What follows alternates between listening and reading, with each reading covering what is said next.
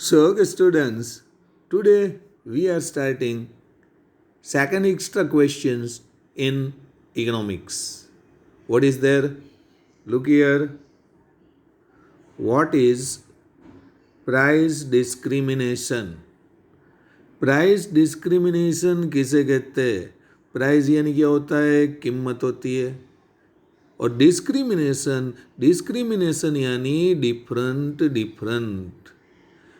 Price discrimination different different price यानी product एक होती है पर वो एक ही प्रोडक्ट की डिफरेंट डिफरेंट प्राइस जब ली जाती है तो उसे क्या बोलते हैं? Price discrimination.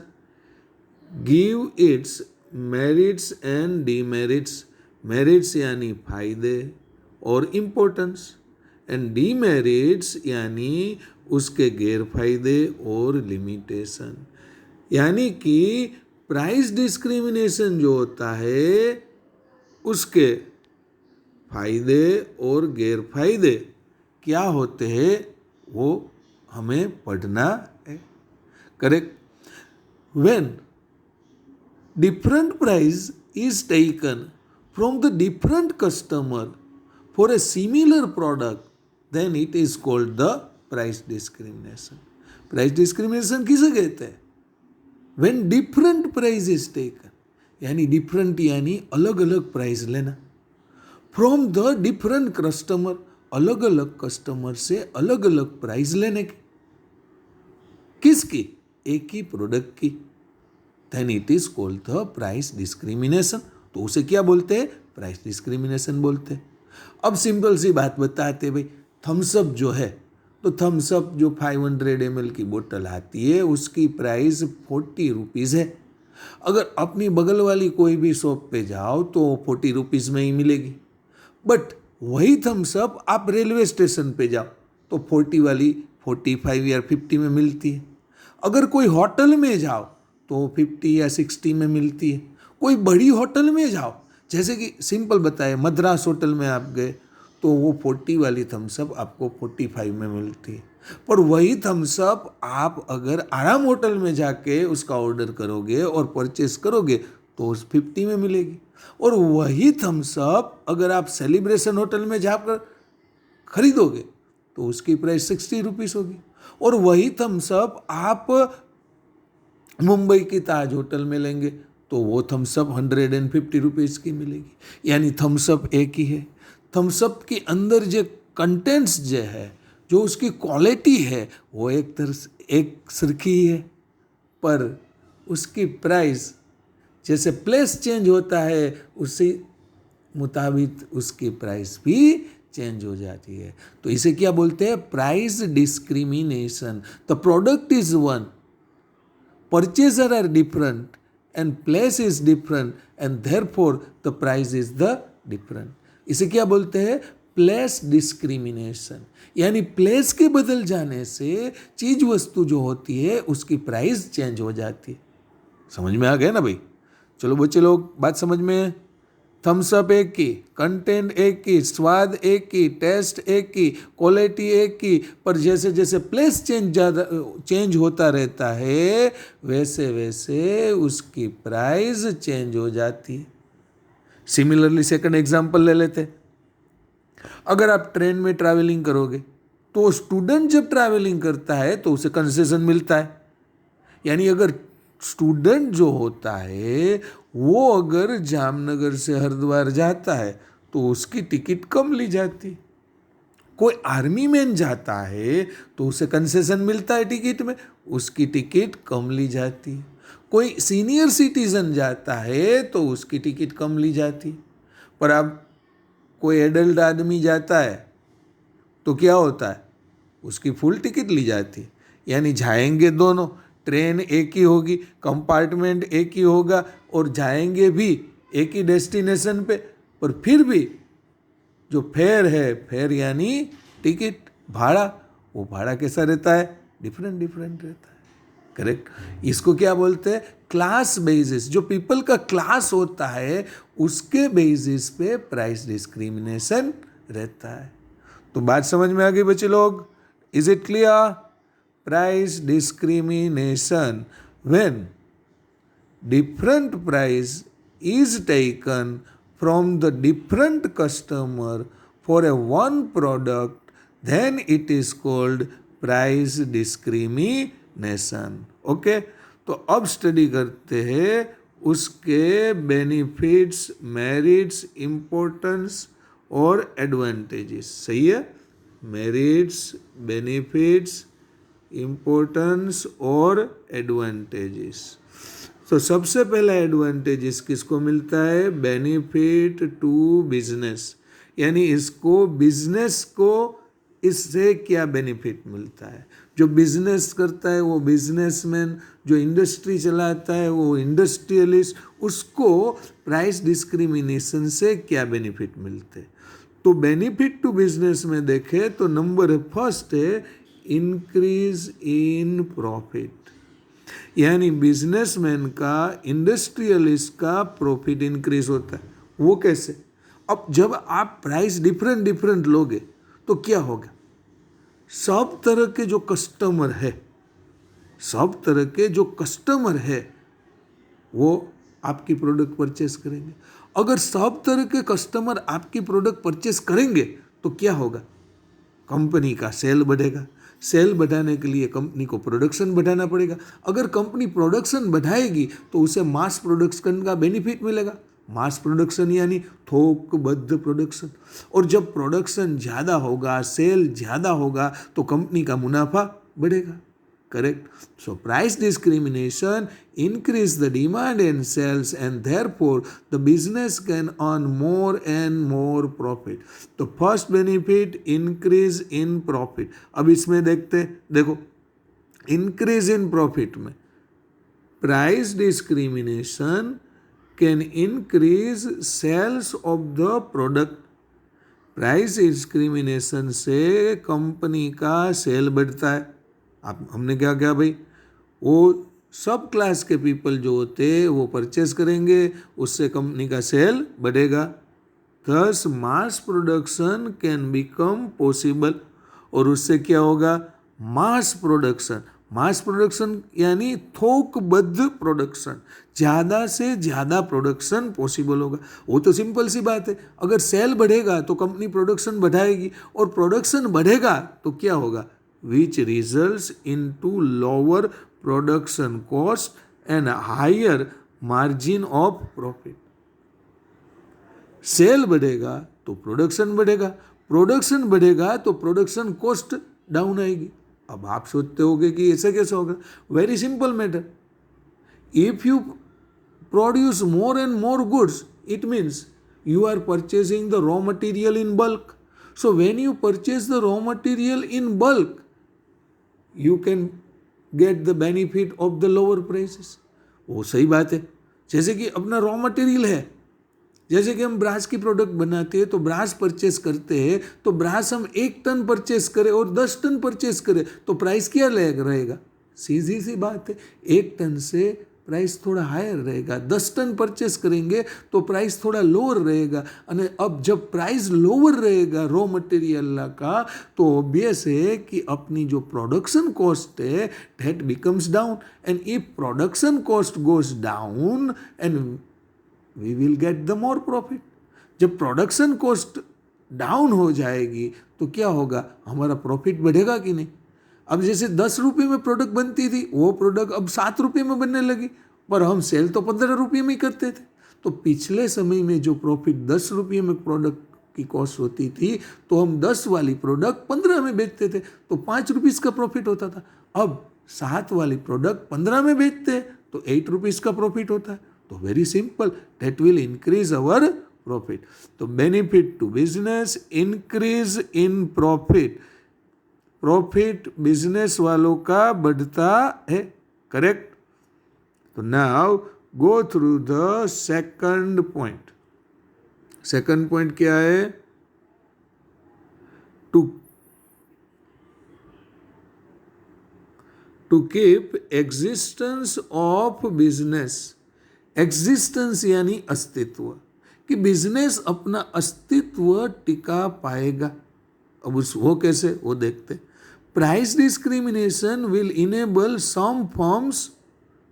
Price discrimination will enable some firms to, ये से नहीं, STAY स्टे है, टू स्टे इन बिजनेस. कि प्राइस डिस्क्रिमिनेशन जो है वो क्या पॉसिबल बनाता है, वो बिजनेस को टिका पाता है. वो कैसे, वो देखते. For example, hotel industry charges higher room rent in peak season and lower room rent in off season. If it does not do like this, it cannot keep its existence. क्या बोलते हैं कि जो होटल इंडस्ट्री होती है, यानी जो hotel चलाते हैं, वो लोग क्या करते हैं, हायर रूम रेंट, जो रूम का भाड़ा होता है वो हायर यानी ज़्यादा लेते. कब, पीक सीजन में. पीक सीजन यानी क्या, जब उसकी डिमांड ज़्यादा होती है तब उसका भाड़ा ज़्यादा लेते. अब आप देख लो पीक सीजन क्या है. अगर हम शिमला जाए, कुल्लू मनाली जाए, तो शिमला कुल्लू मनाली आदमी कौन सी सीज़न में जाता है? Very obvious, in the vacation. Vacation बच्चों का कब होता है, तो कि समर में होता है, अप्रैल में, मई में, जून में. अगर अप्रैल में, जून में जाओगे तो रश ज़्यादा रहेगा, गर्दी ज़्यादा रहेगी, तो होटल में डिमांड ज़्यादा रहेगी रूमों की. तो होटल वाला क्या करेगा, होटल वाला होटल रूम के दाम ज़्यादा लेगा. वो डिमांड सप्लाई का रूल है. जब डिमांड ज़्यादा है, सप्लाई कम है, तो वेरी ऑब्वियस है the room charges taken by the hotel is very higher. क्योंकि उसे मालूम है अगर एक गया तो दूसरा आ जाएगा, रूम खाली नहीं रहेगा. करेक्ट. तो वो जो रूम 100 रुपीज़ वाला होता है, 200 वाला होता है, उसका 500, 1000 ऐसे दाम लेता है. सही है. और अगर आप ऑफ सीजन में जाओ, जैसे कि बच्चों की स्कूल स्टार्ट हो गई है, आप विंटर यानी सर्दी की सीजन में जाओ, तो वेरी ऑब्वियस है, अगर भाई वो कुल्लू मनाली जो होते हैं, शिमला होता है, वो सर्दी वाला रीजन है, वो सर्दी वाला प्रदेश है. जब गर्म होती है, समर होता है, तो आदमी ठंडक के लिए वहाँ जाता है. पर अब वो दिसंबर में कोई थोड़ा कुल्लू मनाली शिमला घूमने जाएगा? वेरी ऑब्वियस नहीं जाएगा. रूम खाली रहेंगे, कोई रस नहीं रहेगा, गर्दी नहीं रहेगी, होटलें खाली रहेगी. कोई एकल दोकल आदमी आएगा सरफिरा कि चलो कुल्लू मनाली शिमला जाते सर्दी के सीजन में, तो क्या होगा?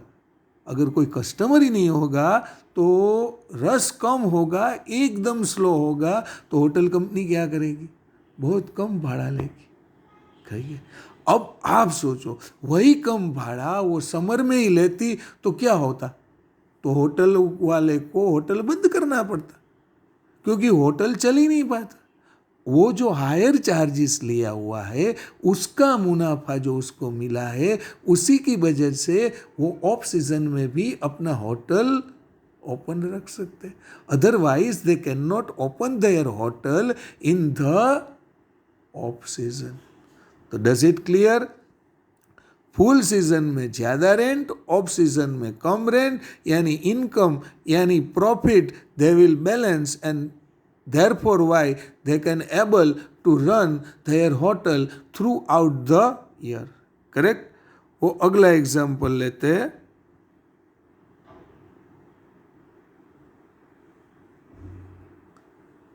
Similarly, private bus company charges higher ticket,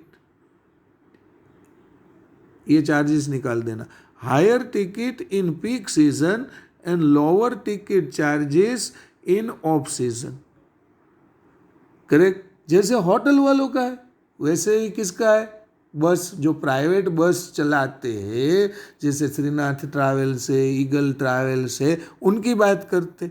वो भी क्या करते हैं, जब पीक सीजन होता है तो हायर चार्जेस लेते, और जब वो ऑफ सीजन होता है तो क्या करते हैं, कम चार्जेस लेते. और इसी वजह से उसका धंधा चलता है. If it does not do like this, जो वो ऐसा नहीं करेंगे तो it can not keep its existence, तो तेनु अस्तित्व जो होता है वो टिक नहीं पाएगा। उसको उसका बिजनेस क्या करना पड़ेगा, बंद करना पड़ेगा, क्योंकि वो सेम प्राइस रहेंगे तो क्या होगा, उसको कोई प्रॉफिट ही नहीं होगा। उसको कोई प्रॉफिट ही नहीं होगा तो उसका धंधा क्या हो जाएगा, चौपट, बंद हो जाएगा। They do not keep its existence, उसका अस्तित्व रहेगा नहीं। करेक्ट। तो फर्स्ट वाला कौन सा था, इंक्रीज इन प्रॉफिट। सेकंड वाला कीप एग्जिस्टेंस ऑफ बिजनेस। और अब लेते हैं थर्ड वाला, increase in research and development expenditure. कि जो बिजनेस होता है उसका रिसर्च और डेवलपमेंट एक्सपेंस बढ़ता है। वो वेरी सिंपल बात है। रिसर्च कौन करता है, रिसर्च करना यानी क्या होता है कि नई नई चीज़ों का इन्वेंशन करना, नई नई चीज़ों शोधना। इन्वेंशन करना यानी शोधना। और रिसर्च करने के लिए आदमी के पास क्या चाहिए, साइंटिस्ट को रखना पड़ता है, इनोवेटर को रखना पड़ता है। और वो मुफ्त में तो काम करेंगे नहीं, उसको पैसे देने पड़ेंगे। अब कंपनी उसको पैसे कहाँ से देगी, अगर कंपनी ज़्यादा प्रॉफिट करती होगी तो। अब कंपनी ज़्यादा प्रॉफिट कब करेगी, अगर सभी टाइप के सभी क्लास के पीपल उसकी प्रोडक्ट परचेस करते होंगे तो। और सभी टाइप के जो पीपल है वो उसकी प्रोडक्ट कब परचेस करेगा, जब प्राइस डिस्क्रिमिनेशन होगा। तो very simple, price discrimination increase sale, increase demand, increase production, lower production cost, higher profit, and this higher profit is used in research and development expenditure. So बात समझ में भाई? So let's study. Now look in the screen. Price discrimination can increase sales of the product. हमने पिछले वाले point में भी देखा था, जब सब क्लास के पीपल प्रोडक्ट परचेस करेंगे तो क्या होगा, कंपनी का सेल बढ़ेगा। सीनियर सिटीजन भी करेंगे, आर्मी मैन भी करेंगे, स्टूडेंट्स भी करेंगे, एडल्ट्स भी करेंगे, तो क्या होगा, सेल बढ़ेगा। दस mass production can become possible. अब सेल बढ़ा तो कंपनी को अपना प्रोडक्शन भी बढ़ाना पड़ेगा। कंपनी प्रोडक्शन बढ़ाएगी यानी थोकबद्ध प्रोडक्शन करेगी। उसके लिए which results into lower production cost and higher margin of profit. अब थोकबंद प्रोडक्शन होगा तो बल्क में ही रॉ मटेरियल आएगा, तो रॉ मटेरियल कम दामों में सस्ता आएगा। अब रॉ मटेरियल कम दामों में और सस्ता आएगा तो जो प्रोडक्शन कॉस्ट यानी जो उत्पादन पड़ता होता है वो क्या हो जाएगा, लोअर यानी कम। अब जब हमारी प्रोडक्शन कॉस्ट ही कम होगी तो कम दाम वाली प्रोडक्ट हम अपने रेगुलर सेल प्राइस से सेल करेंगे तो वो प्रॉफिट बढ़ाएगी। और ये जो this increase profit is used for research and development activity of the business. और ये जो बढ़ा हुआ प्रॉफिट है उसको हम कहाँ लगाएंगे, रिसर्च एक्टिविटी में। रिसर्च यानी संशोधन, जो नई प्रोडक्ट नई चीज़ है उसको इन्वेंट करेंगे तो उस काम में हम अपना प्रॉफिट लगाएंगे। तो रिसर्च और डेवलपमेंट एक्सपेंडिचर है वो क्या हमारा बढ़ेगा। सो वो बढ़ने के पीछे who is responsible, price discrimination. Correct. तो अब नेक्स्ट पॉइंट देखते हैं, टू मैनेज डिमांड, यानी जो डिमांड होती है उसको हम कंट्रोल कर पाते, मैनेज कर पाते, किससे, प्राइस डिस्क्रिमिनेशन। बात बहुत ही सिंपल है। अब जबकि जामनगर से बम्बई जाने वाले 1000 पैसेंजर है तो हम क्या करें, तो उसको ट्रैफिक को हम मैनेज करने के लिए क्या करेंगे, हम थोड़ा डिस्काउंट दे देंगे। हम क्या बोलेंगे कि जो लोग अनपॉपुलर टाइम है, मॉर्निंग सेशन 5 o'clock जाए और मुंबई 9 o'clock पहुंच जाएंगे, यानी जामनगर से 5 बजे की फ्लाइट में बैठो और 9-10 बजे वहाँ पहुंच जाओ। तो ये जो मॉर्निंग सेशन टाइम होता है वो अनपॉपुलर टाइम होता है, जो कोई पैसेंजर चूज नहीं करता। तो ऐसा जो अनपॉपुलर टाइम है उसमें हम डिस्काउंट देते कि जो भाई इस रात को 4 बजे बैठेगा 8 बजे मुंबई पहुंच जाएगा, तो वो अनपॉपुलर टाइम है। यानी सिंपल सी बात है, कौन सा आदमी सुबह 4 बजे ट्रैवलिंग करने जाएगा? वो सही बात है कि वो सुबह 6 बजे 7 बजे ट्रैवलिंग करके 9 बजे 10 बज के पहुँच के अपना ऑफिस 11-12 ओ क्लॉक ज्वाइन कर लेगा, तो वो पॉपुलर टाइम होता है। तो अब आप रात को 3 बजे फ्लाइट उठाओ और उसमें बोलो कि डिस्काउंट है, तो डिस्काउंट है तो आदमी उसमें बैठेगा, तो ट्रैफिक क्या हो जाएगा? कंट्रोल हो जाएगा। यानी जो आदमी डिस्काउंट की लालच में आके सुबह ट्रैवलिंग कर लेंगे और दूसरे दोपहर को ट्रैवलिंग करेंगे या रेगुलर टाइम में ट्रैवल करेंगे, तो क्या होगा? जो ट्रैफिक जो है, जो भीड़ जो है, जो पैसेंजर्स जो है, वो कंट्रोल हो जाएंगे। अगर आप ऐसा करो कि सुबह 4 बजे भी जामनगर से मुंबई जाने का जो फेयर है वो 3000 और मॉर्निंग सेशन 8 ओ क्लॉक मुंबई जाने का फेयर है वो भी इतना ही, सेम ही, दोनों सेम ही रखोगे तो कौन आएगा? पर आप ऐसा करोगे कि अगर आप सुबह जाओगे 4 बजे, 3 बजे, 2 बजे, तो आपका फेयर है वो हाफ हो जाएगा। यानी जैसे कि रेगुलर फेयर 5000 है, तो आप बोलोगे कि भाई सुबह 2 बजे जाओगे तो हाफ 2500 हो जाएगा। तो आदमी क्या सोचेगा कि यार कोई बात नहीं, 2500 से वो रहते, चलो रात को 2-3 बजे ही निकल जाते। पर अगर आप 5000 रात के 3 बजे का रखोगे और 5000 ही सुबह के 10 बजे का रखोगे, तो ऑब्वियस है कि आदमी कब ट्रैवल करेगा? सुबह 10 बजे ही करेगा। सही है। तो जो प्राइस डिस्क्रिमिनेशन करने से जो भीड़ है, जो ट्रैफिक है, उसे कंट्रोल किया जाता है। अब इसमें देखते, airlines charges lower fair during unpopular time. कि एयरलाइंस कंपनी क्या करती है? लोअर यानी कम दाम लेती है अनपॉपुलर टाइम में। अनपॉपुलर टाइम जो इसमें लिखा है अर्ली इन द मॉर्निंग, यानी अर्ली इन द मॉर्निंग क्या मतलब, मीनिंग क्या करने का कि 3 बजे 4 बजे ये टाइम। मगर अगर आप अर्ली इन द मॉर्निंग का मीनिंग करोगे 6 बजे, तो 6 बजे फ्लाइट शुरू होगी, 9 बजे मुंबई पहुंच जाएगी, तो वो तो कन्वीनियंट टाइम हुआ, सभी उसमें ही जाएंगे। नहीं, यहाँ पे अर्ली इन द मॉर्निंग का मीनिंग होता है 3 बजे 4 बजे 5 बजे उस टाइम पे जाओ। तो एयरलाइन चार्जेस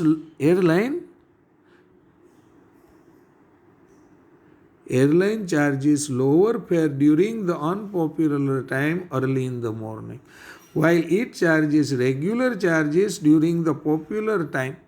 वो पॉपुलर टाइम में कौन सा चार्ज लेगी? रेगुलर लेगी।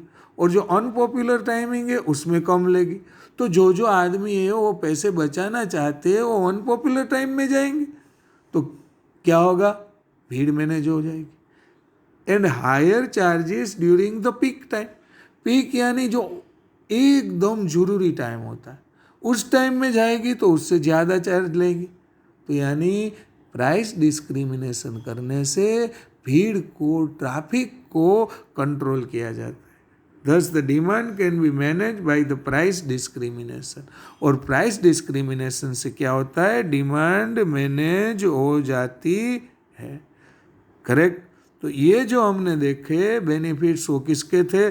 बेनिफिट टू कंज्यूमर, ये कंज्यूमर के बेनिफिट थे। सही है। अब देखते हैं, सॉरी कंज्यूमर के नहीं, बिजनेस के थे, सॉरी, ये जो बेनिफिट थे वो बिजनेस के थे। अब देखते हैं बेनिफिट टू कंज्यूमर, यानी कंज्यूमर को क्या बेनिफिट होते हैं। तो स्टडी करते हैं कि price discrimination means to charge, price discrimination means to charge different price from different customer for the same product और सर्विस। यानी प्राइस डिस्क्रिमिनेशन में क्या होता है? चार्ज डिफरेंट प्राइस, अलग अलग प्राइस चार्ज करो फ्रॉम डिफरेंट कस्टमर अलग, प्राइस अलग, फॉर द सेम प्रोडक्ट और सर्विस। यानी एक ही प्रोडक्ट कि डिफरेंट कस्टमर से different charges. For example, railway gives discount to students, senior citizen, army people, handicapped, etc. Correct? So all type of customer can avail the service of railway. यानी railway जो service देती है उसको avail यानी उसका benefit लेना सभी customer के लिए पॉसिबल है. Thus price discrimination is beneficial to price discrimination is beneficial to certain class of people. यानी जो बच्चे होते, जो बूढ़े होते, जो हैंडीकैप होते, वो भी रेलवे की सर्विस का बेनिफिट ले सकते हैं. किसकी बदौलत? Very obvious, due to the price discrimination. जो सीनियर सिटीजन लोग होते हैं उसकी आमदनी कम होती है, वो ज़्यादा चार्जेस देने के लिए यानी रेगुलर चार्जेस जो होता है वो देना उसके लिए पॉसिबल नहीं होता. तो वेरी ऑब्वियस अब सरकार, गवर्नमेंट, रेलवे कंपनीज उसका कम, उसके सीनियर सिटीजन से कम दाम लेगी तो वो भी रेलवे में ट्रैवल कर सकते. यानी जो सभी क्लास के जो कस्टमर है उसके लिए प्राइस डिस्क्रिमिनेशन बेनिफिट है. सभी क्लास में पर्टिकुलरली कौन से क्लास है? जो स्टूडेंट्स है, बच्चे हैं, बूढ़े हैं, सही है, हैंडीकैप्ड है, आर्मी मैन है, सीनियर सिटीजन है, उनके लिए प्राइस डिस्क्रिमिनेशन ज़्यादा से ज़्यादा बेनिफिशियल है क्योंकि उससे वो सभी चीज़ें और सर्विसेज कम दाम पे मिलती है. करेक्ट. नेक्स्ट देखते हैं, बेनिफिट टू शेयर होल्डर. अब तो वो तो वेरी ऑब्वियस है, सही है. कोई भी कंपनी प्राइस डिस्क्रिमिनेट करेगी तो क्या होगा? सेल बढ़ेगा, सेल बढ़ेगा, डिमांड बढ़ेगी, प्रोडक्शन मास में होगा. करेक्ट. प्रॉफिट बढ़ेगा. अगर प्रॉफिट बढ़ेगा तो ऑब्वियस है कंपनी का प्रॉफिट बढ़ेगा तो कंपनी शेयर होल्डर को ज़्यादा से ज़्यादा डिविडेंड देगी. तो बेनिफिट किसको हुआ? शेयर होल्डर का. चलो यही बात है, इसमें रीड करते. Price discrimination can increase sale of the product. Price discrimination से प्रोडक्ट का डिमांड बढ़ता है, सेल बढ़ता है. क्यों बढ़ता है? हमने आगे भी देखा, क्योंकि सब तरह के आदमी जो होते हैं वो उसको परचेस कर सकते हैं. Thus mass production can become possible. थोकबत प्रोडक्शन हुआ which results into lower production cost and higher margin of profit. अब डिमांड बढ़ेगी, सेल बढ़ेगा, प्रोडक्शन बढ़ेगा तो हम जो रॉ मटेरियल लेते हैं वो भी कम दाम में मिलेगा क्योंकि हम बल्क में लेंगे. तो अगर बल्क में लेंगे, कम दाम में मिलेगा तो प्रोडक्शन कॉस्ट कम होगी तो हमारा प्रॉफिट क्या होगा? प्रॉफिट बढ़ेगा. This profit is use to pay higher dividend to the shareholder. और उससे हम क्या कर सकेंगे? शेयर होल्डर को ज़्यादा से ज़्यादा डिविडेंड दे सकेंगे. Correct. Thus, shareholders are also benefited by the price discrimination. यानी प्राइस डिस्क्रिमिनेशन का बेनिफिट जो होता है वो सिर्फ और सिर्फ बिजनेस और कस्टमर को नहीं मिलेगा, शेयर होल्डर को भी मिलेगा. तो फर्स्ट किसको मिला? बिजनेस को. सेकंड किसको मिला? कंज्यूमर को. थर्ड किसको मिला? शेयर होल्डर को. करेक्ट. अब आगे देखते हैं, बेनिफिट टू सोसाइटी. यानी सोसाइटी को क्या बेनिफिट मिलता है? करेक्ट. Benefit to society. अब देखो, डिमांड बढ़ेगी, सेल बढ़ेगा. करेक्ट. तो जो दूसरे इंडस्ट्रियलिस्ट है वो भी क्या करेंगे? वो भी सोचेंगे कि चलो भाई हम भी यही बिजनेस करते हैं. करेक्ट. और जब वही ऐसे लोगों अपनी इंडस्ट्री स्टार्ट करेंगे तो क्या होगा? इंडस्ट्री स्टार्ट करेंगे तो कुछ नए लोगों को रोजगार मिलेगा, एम्प्लॉयमेंट मिलेगा. तो अगर वो एम्प्लॉयड हुए तो सोसाइटी को ही बेनिफिट हुआ. रिसर्च और डेवलपमेंट एक्टिविटी बढ़ेगी, नई नई चीज़ों जो हो उसका इन्वेंशन होगा तो वो सब कौन यूज़ करेंगे? सोसाइटी के लोग ही यूज़ करेंगे. तो उसको क्या हुआ? सोसाइटी का जो लाइफ स्टैंडर्ड है वो कैसे अप गया. तो वेरी ऑब्वियस वो सोसाइटी को ही बेनिफिट हुआ. करेक्ट. तो सेल बढ़ने से, डिमांड बढ़ने से नई फैक्ट्रियाँ शुरू होगी, नई फैक्ट्रियाँ शुरू होगी तो उसमें ज़्यादा से ज़्यादा लोगों को एम्प्लॉयमेंट मिलेगा, और उससे एम्प्लॉयमेंट मिलेगा तो सोसाइटी को बेनिफिट हुआ, और जो इंडस्ट्रियलिस्ट प्रोडक्शन करते हैं उसकी प्रोडक्ट यूज़ करने से सोसाइटी का जो लाइफ स्टैंडर्ड है, लिविंग स्टैंडर्ड है, वो बेटर और बेस्ट हुआ। तो ये बेनिफिट किसको हुआ? सोसाइटी का। अब देखते हैं इसमें क्या लिखा है। Under price discrimination company offers product और service to the rich people at a higher prices. Price discrimination में क्या होता है? रिच यानी जो पैसे वाले लोग, उसको प्रोडक्ट है वो हायर प्राइसेस से दी जाती है, correct. While it offers product और service to the poor people at a lower price.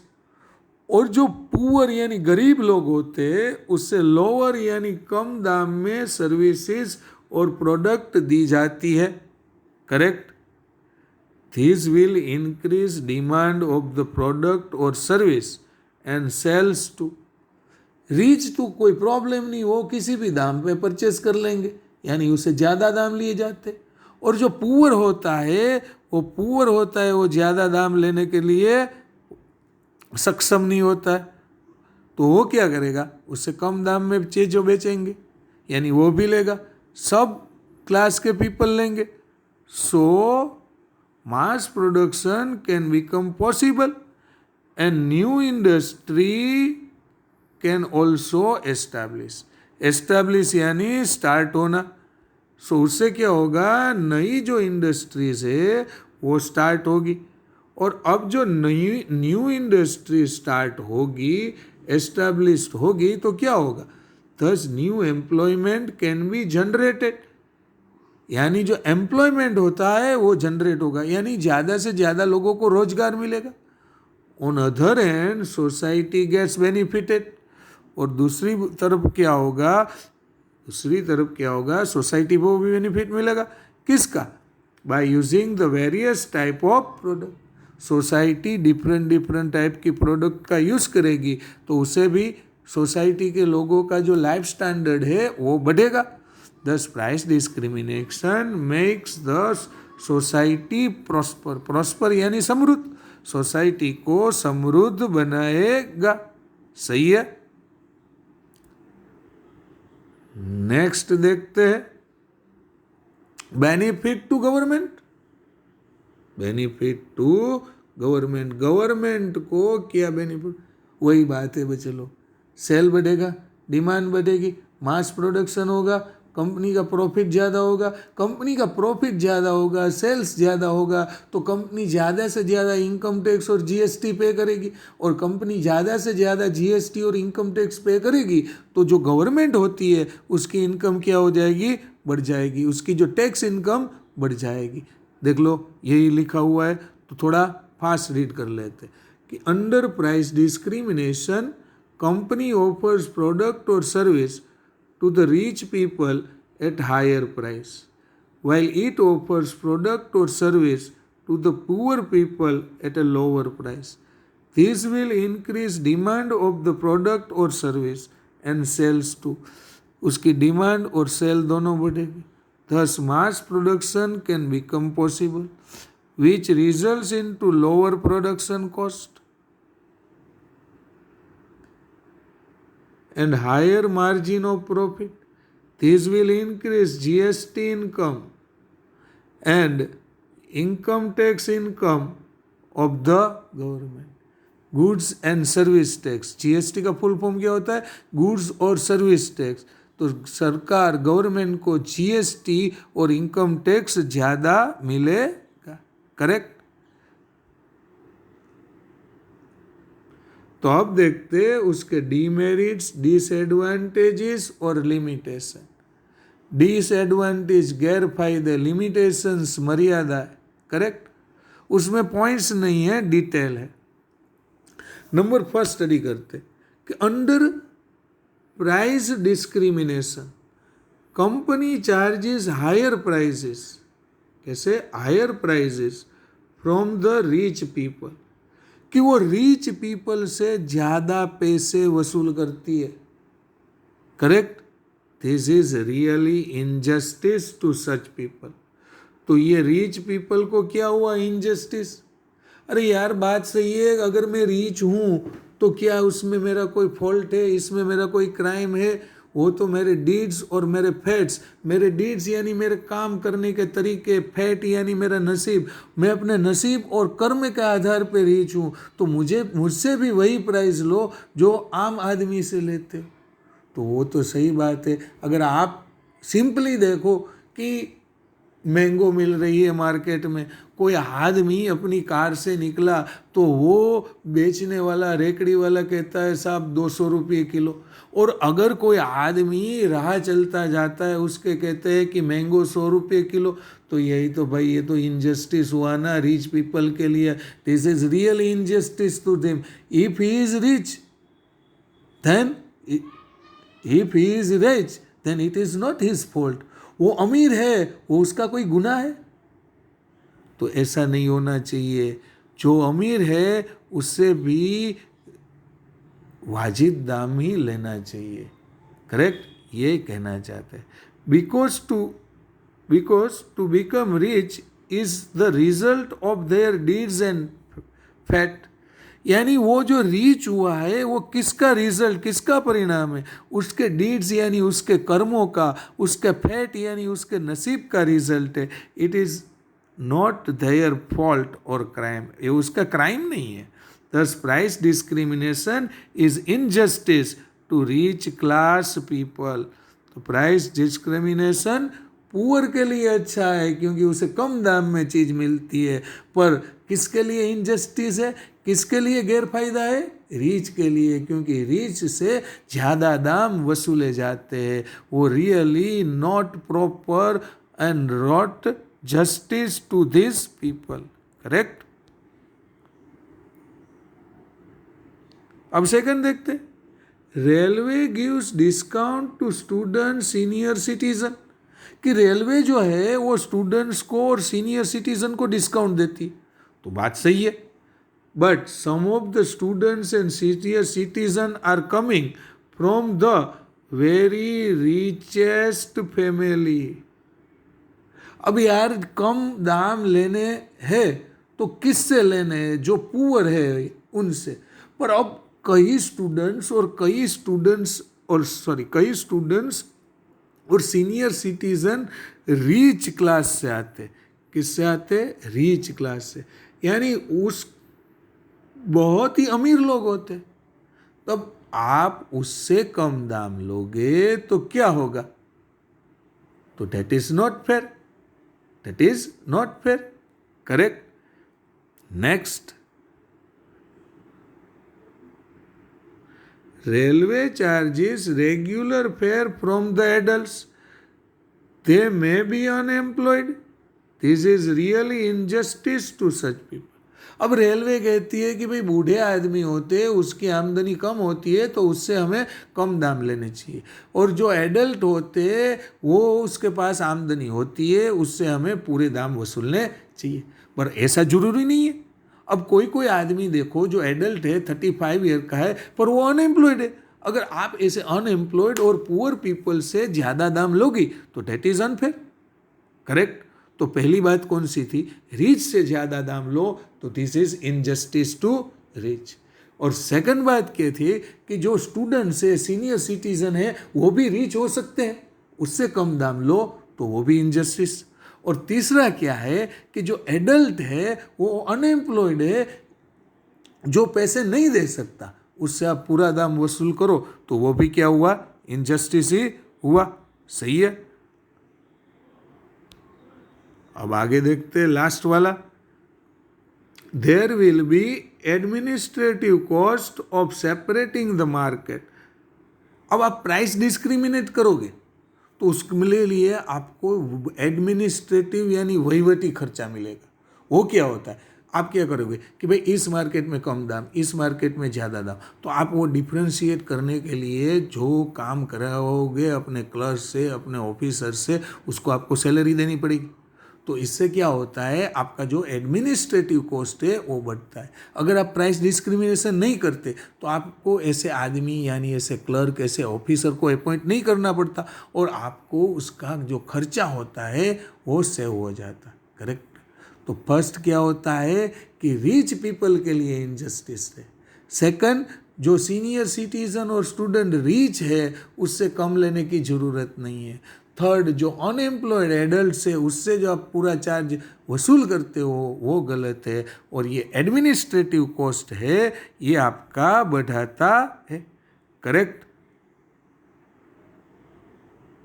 तो बात समझ में आ गई बच्चे लोग। तो ये था अपना second extra question of the economics, merits and demerits of the price discrimination. This question is asked in last 3-year paper 17, 18 and 19. Correct? So, okay, bye.